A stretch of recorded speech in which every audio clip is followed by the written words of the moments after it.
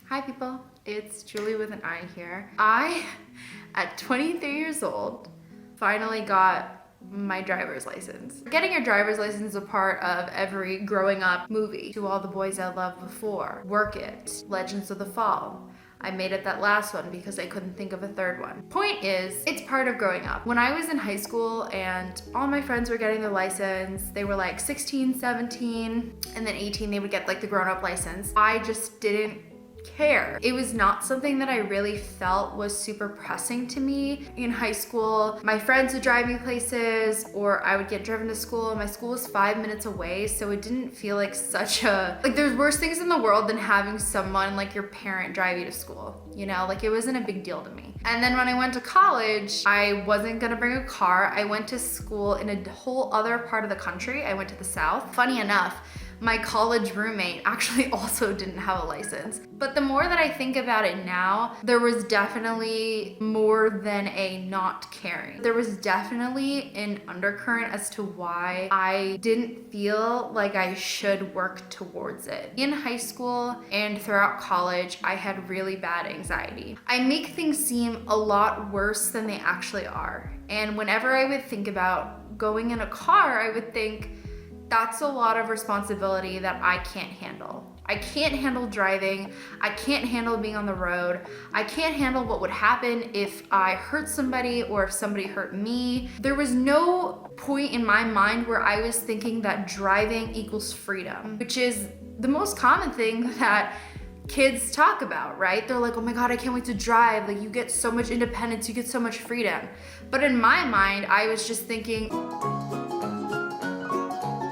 it wasn't until the quarantine and until 2020 that I actually got help for my anxiety. I went to therapy, I started talking to my physician about it, and it addressed a lot of the thought processes that went into preventing me from driving. My mom asked me recently, she's like, now that you can drive, do you think that you could have done this at 16 or 17? And I said, absolutely not.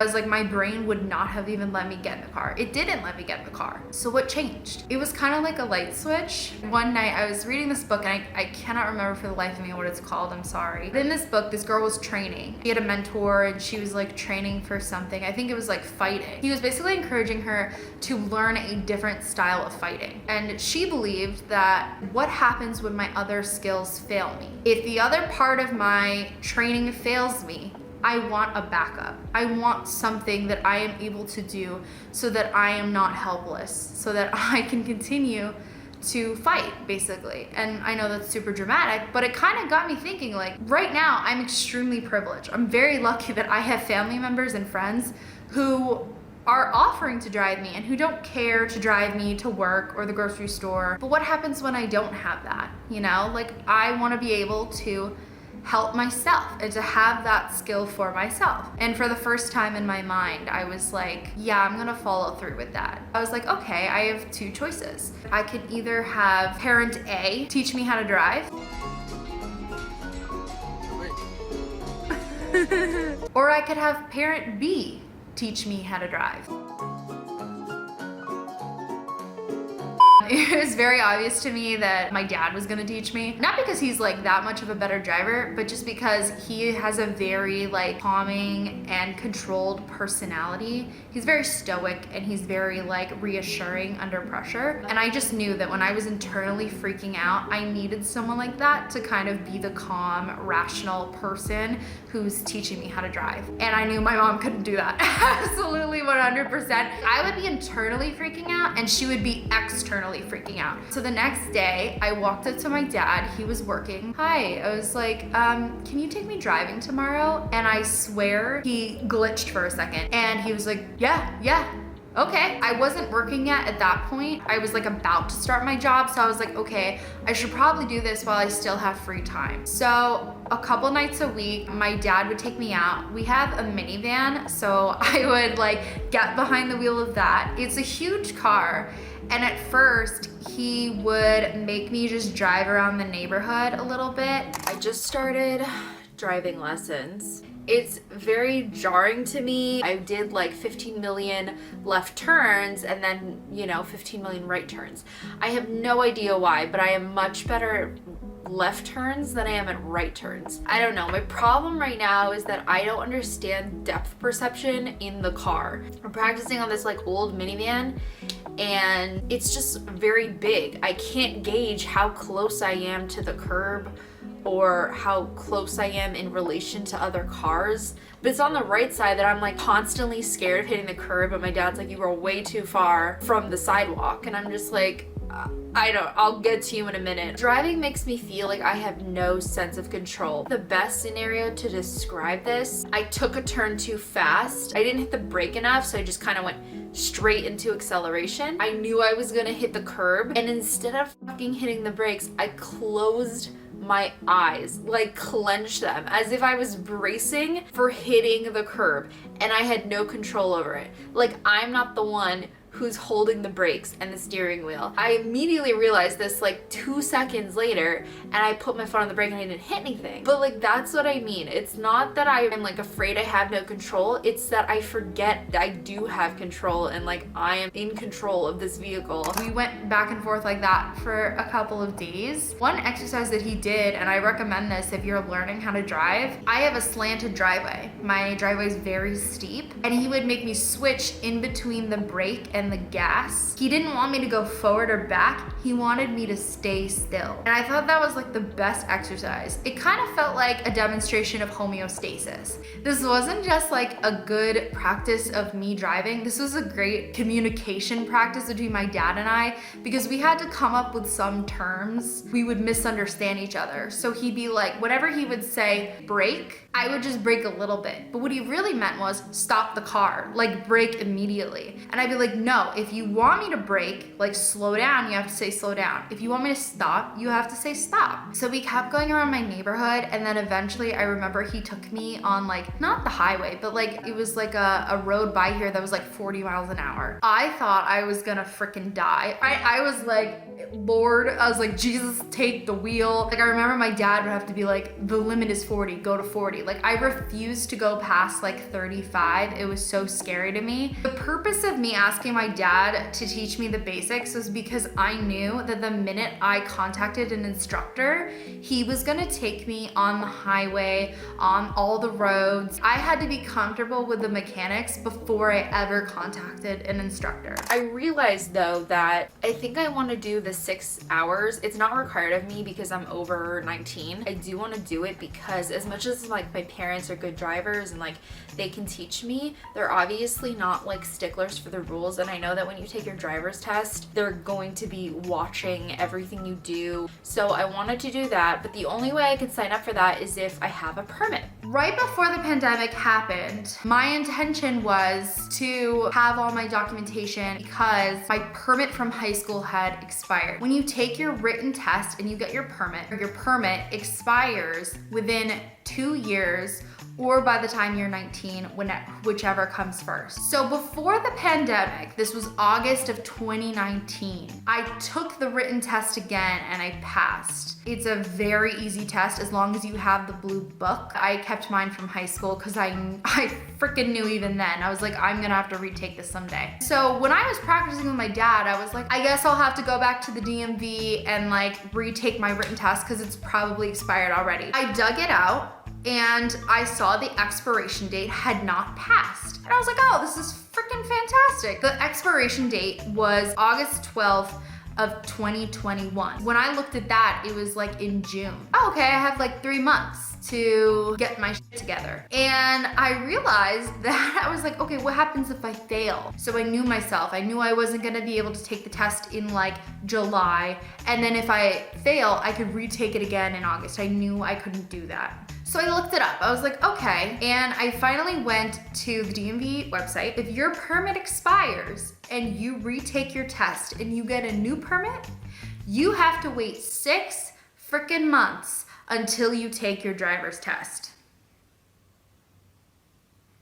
Which I did not anticipate. The plan was I'm either going to pass immediately on the first try, or I'm going to have to wait 6 months to take it a second time. Once I figured that out, I immediately booked my driving test. I booked it for August 6th. I knew that if I set the test date, I would commit to it because I'm really lazy and I don't like to cancel appointments. So I called a driving instructor and I got one that was really like highly rated on Google. They seemed really nice. They had a service where it drove to your house. It was like, you know, delivery pizza, but instead they kidnap you. Every Saturday for 3 Saturdays, it was 2 hours a pop, and he showed up one Saturday morning at 9 a.m. He was such a nice man, just a very good teacher. He was really calm, and I can tell that, like, he told me he'd been teaching like kids for 20 years. And you could tell, like, he was so nice, and he was also a realtor, so like we would drive by like houses and like look at the market. My family was looking for a house at the time, so we would just kind of like drive by and like, you know, look at all the open houses. He was so nice. He made me so relaxed. But I remember the first day, immediately took me on the highway. I thought I was gonna die. He was like, the highway is actually the easiest part, which now I understand what he was saying. There's no turns on the highway. You know, you're going one direction. You got it wrong. For a while. It's just you're driving for a very long time. So what he did was, which I didn't even know this was allowed, he took me to the DMV where I was going to take my actual driving test. He was like, you and your dad can come here and just practice. There's definitely a sign that says like, don't come here, but everybody goes there anyway. He was like, he made me drive around, and I remember he told me go straight, and the way it's set up, I'm not on the road immediately. You kind of have to stop, and then kind of diagonally is the road, but there's a yellow line. So he was like, go straight. And he was like, you immediately failed. I was like, what? And he was like, you're on the right side of the yellow line. And I was like, fair point, but you told me to go straight. I fixed myself. He made me go through a bunch of stuff, and then he taught me how to parallel park, which I learned. I'm bomb at, okay? I'm not cool and I'm not smart, but damn if I can parallel park. The second time that we went out for a driving lesson, he took me around my town. He was like, you need to practice turns. So he took me to like complexes or apartments, like HOAs kind of, where they had a bunch of intersections and turns and lots of kids and cars and like just a lot of obstacles in the way. He was like, this is a different part of driving. He was like, you're not gonna have this on the test really, but he's like, it's good for you to know, which I appreciated. Once again, he was like, slow down. I was like, why? He was like, I want to look at that open house. It looks good. The third time, and it was the last time, he took me back to the DMV to practice the obstacle course again. I had 2 weeks in between my last appointment and my driving test. He was like, please come back here with your dad and practice. My dad and I, like, eventually he took me back to the DMV. And obviously it was a little different. My dad was like, what are you doing? What are you doing? I was like, sir, you're really confusing me. And he was like, so what you're saying is don't speak unless spoken to. And I was like, well, I wasn't gonna say it like that, but we went through the course, and I think that, oh my God, the funniest thing that I saw, kids, please don't do this. When you're going through parallel parking and K-turning, there are cones in these little squares. And the cones basically are markers. So like there's a stick sticking out of it, basically to simulate a car in front of you and a car behind you. On one of the obstacle courses, there were no cones. So obviously one person might say, oh, well, can't do that one. Nope. There was a family there who I witnessed. The kid was driving the car and he had 2 adults with him and he had 0 cones. So what do you think the 2 adults did? They became the cones. I just went along with my obstacle course, praying for them. And then a week later, I took my driver's test. It was Friday morning, 10 a.m. I was sweaty. I was so freaking sweaty. So a guy came out to test me. He was super nice. My dad was like chatting him up, trying to get him all like warm and friendly. He took me on the route. Nothing really bad about that. Stopped at the stoplight. And then he was like, okay, time to parallel park. So I parallel parked.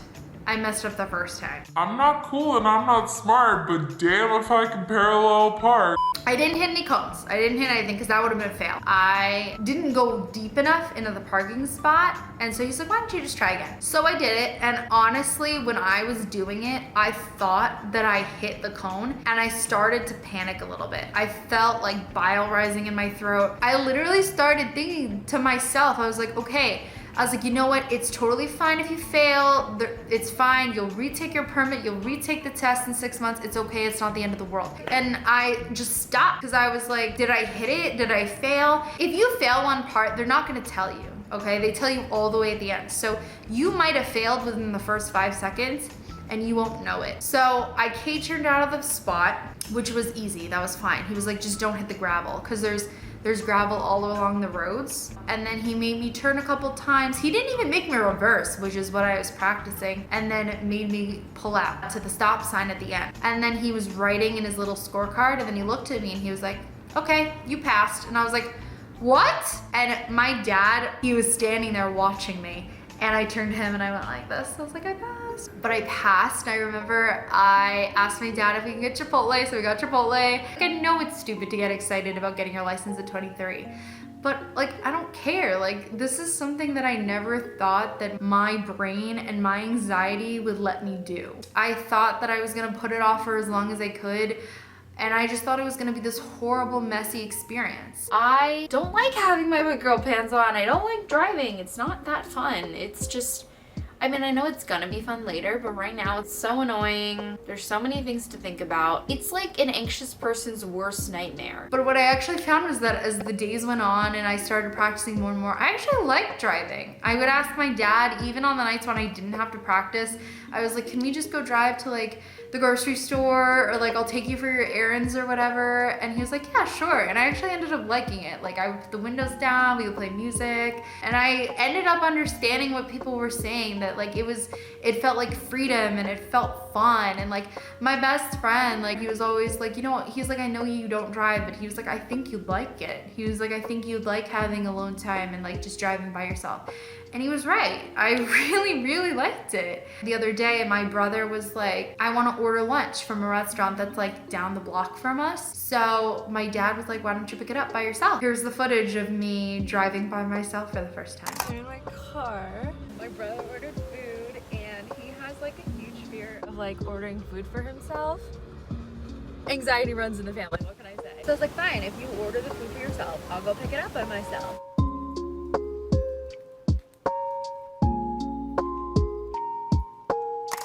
Okay, I just got my brother's food. He ordered a chicken salad. We didn't die, y'all. We're only halfway there though. That was for my brother, but tonight nobody's here. It's just me in the house. And I think I'm gonna order myself the food from a restaurant, and I'm gonna go pick it up by myself. Hi, can I place an order for pickup, please? Can I get one buffalo chicken salad, ranch on the side? Can I get one slice of pepperoni pizza, please? All right, and that's it. Okay, we're just gonna go get food now. Bye. Okay, now I seriously won't run over those puppies because they're so cute. Okay, why the fuck are these kids in the middle of the road? I felt so bad. I had to honk at those children. I don't want to run you over. And they were like, we're sorry. I was like, I'm sorry too. I don't want to honk at you. That feels unnecessarily mean. In driving 101, you shouldn't hit children. So I got the goods. I got a buffalo chicken salad, and then I also got a slice of pepperoni. Oh my god, do I look like Bucky Barnes? I mean, obviously I'm not as sexy as Bucky Barnes, but with this haircut and this mask, Captain America, you better watch out.